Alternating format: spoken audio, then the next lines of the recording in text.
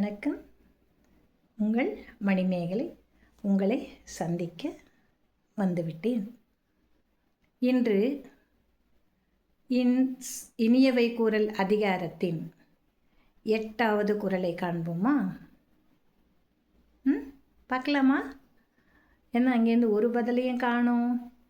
என்னடா எப்போ பார்த்தாலும் இன்சொல்னு சொல்கிறாங்களே, நாம் என்னடா பண்ணுறதுன்னு யோசிக்காதீங்க.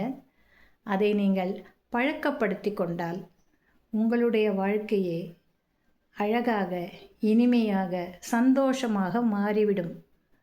வள்ளுவர் இன்சிஸ்ட் பண்ணுறாரு, அதை நான் சொல்கிறேன், அவ்வளோதான்.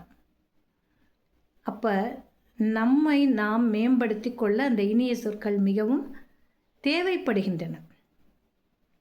அப்போ என்னன்னு பார்க்கலாமா? சிறுமையுள் நீங்கிய இன்சொல் மறுமையும் இம்மையும் இன்பம் தரும். சிறுமையுள் நீங்கிய இன்சொல் மறுமையும் இம்மையும் இன்பம் தரும். சிறுமையுள் நீங்கிய, சிறுமை என்றால் என்ன? பிறருக்கு துன்பம் விளைவிக்கக்கூடிய கடிய சொற்களை கூறுதல், வலிய சொற்களை கூறுதல், இதுதான் சிறுமை. சிறுமையான சொற்கள் என்றால் நம்ம நினைக்கிற மாதிரி வெறும் இந்த கெட்ட வார்த்தைகள் மட்டும் சொல்லாதீங்க. கொஞ்சம் அழுத்தமாக நம்ம ஆங்காரமாக கோபமாக சொல்கிறோம் இல்லையா, உபயோகிக்கிறோம் இல்லையா, அந்த மாதிரி சொற்களும் என்ன சிறுமை சொற்கள் என்று அழைக்கப்படுகின்றன. அதனால் நமக்கு எந்த ஒரு பிரயோஜனமுமே கிடையாது. புரியுதா?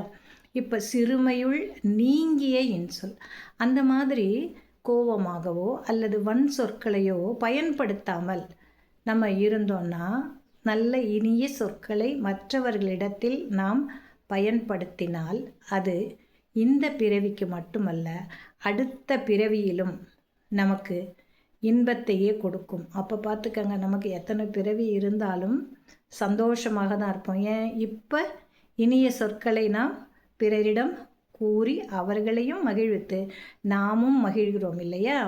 அதனால தான் சிறுமையுள் நீங்கிய இன்சொல், நமக்கு சிறுமையை தரக்கூடிய சொற்களை கூறாமல் இனிய சொற்களை கூறினால் அந்த சொற்கள் இந்த பிறவியிலும் அடுத்த பிறவியிலும் நமக்கு இன்பத்தை மட்டுமே தரும் என்கிறது வள்ளுவம்.